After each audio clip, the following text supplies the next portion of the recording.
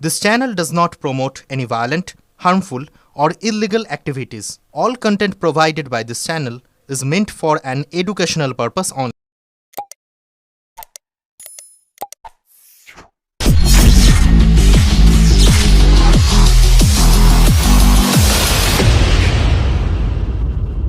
প্রার্থী একদিনে সব ঘোষণা হয়ে গেছে। বিজেপিকে ইনস্টলমেন্টে প্রার্থী ঘোষণা করতে হচ্ছে কেন? বিজেপি চুচুড়াটা তো মানে থার্ড ইনস্টলমেন্টের ক্যান্ডিডেট কেন? যদি তাদের সব শান্তি শান্তি হ্যাঁ হতো তো প্রথম লিস্টেই বার করতো। প্রথম লিস্টে আপনারা নিশ্চিত ছিলেন কি হবে? কখনো শুনছি কোন এক পদ্ম পুরস্কার প্রাপ্ত শিক্ষক, কখনো শুনছি মিঠুন চক্রবর্তী, কখনো শুনছি লকেট চ্যাটার্জি, কখনো শুনছিলাম সুবীর বাবু হবেন, কখনো আবার শুনছিলাম তাদের জেলা সভাপতি হবেন। আবার এটাও শুনেছি সুবীর বাবু প্রার্থী হওয়ার পর তাদের জেলা সভাপতি নাকি হোয়াটসঅ্যাপে রেজিগনেশন দিয়ে দিয়েছিলেন। তা আমি তো অনেক কিছু শুনছি। তারপরে এখানকার অনেক যুব নেতৃত্ব আছে বিজেপির, তারাও নাকি খুশি নন।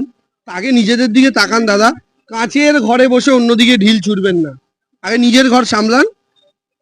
আমি শুভেচ্ছা জানাই, উনি আমাকে আচ্ছা আরেকটা কথা, সুবীর বাবু আমার জন্মদিনের শুভেচ্ছা জানিয়েছেন, আমি ওখানে কমেন্ট করে থ্যাংক ইউ বলতাম, কিন্তু তিনি কমেন্ট অফ করে রেখেছেন।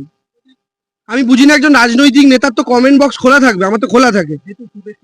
হ্যাঁ, আমি তাকে ধন্যবাদ জানাই, তিনি আমার শুভেচ্ছা জানিয়েছেন। কিন্তু আমি আবার তাকে এটাও বলছি, তিনি এই যে একটা কটু কথা বলেছিলেন যে দেবাংশুর মনে এই সমস্যা রয়েছে, আপনাদের মনে আছে, আমি উচ্চারণ করছি না, এই কথাটা বলা তার পরবর্তীকালে আবার জন্মদিনের শুভেচ্ছা জানানো, দুটো তো একই রকম নয়। তবে আলটিমেটলি শুভেচ্ছা জানিয়েছেন, আমিও তাকে প্রণাম জানাই, আমি তো শুরুর দিন থেকেই বলছি। আর আপনাদের সংবাদ মাধ্যমে দাদাদের কাছে বলবো, দয়া করে যে কথাটা আমরা বলছি বিরোধী পক্ষকে ওই কথাটাই বলুন। আপনারা তাতে এমন ভাবে নিজেদের লেয়ার লাগিয়ে বলেন না, তারা আরেক কথা ভাবেন, আমরা আরেক কথা ভাবি।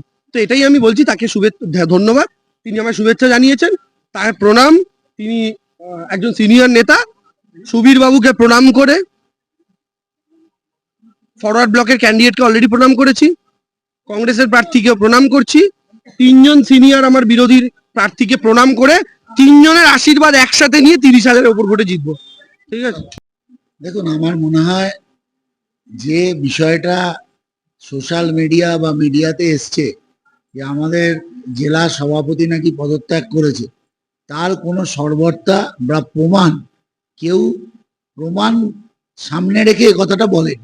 আমার মনে হয় এটা সম্পূর্ণ ফেক নিউজ। তার কারণ আমার জেলা সভাপতি খুব আনন্দের সহিত আমাকে গ্রহণ করেছে, আমার সাথে সকালবেলা পদযাত্রায় বেরিয়েছে, আমরা দুজন ক্রিকেট খেলেছি এবং আমরা আমাদের সাংগঠনিক বৈঠকেও একসাথে ছিলাম।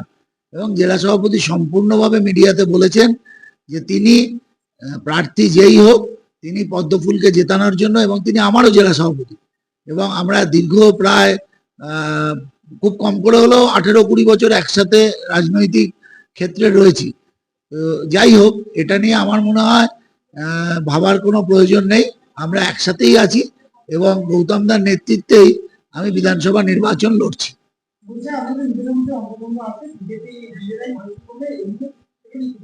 এটা ওদের দিবা স্বপ্ন, কেন এটা তো খুব স্বাভাবিক কথা যে আমরা কিছুদিন আগে বিভিন্ন সমাজ মাধ্যমে মিডিয়ার মাধ্যমে আমরা দেখতে পেলাম যে কিভাবে বিধায়ক সাংসদকে চ্যালেঞ্জ ছুড়লেন যে নির্দল হয়ে দাঁড়ালে কে কার থেকে কত বেশি ভোট পাবেন।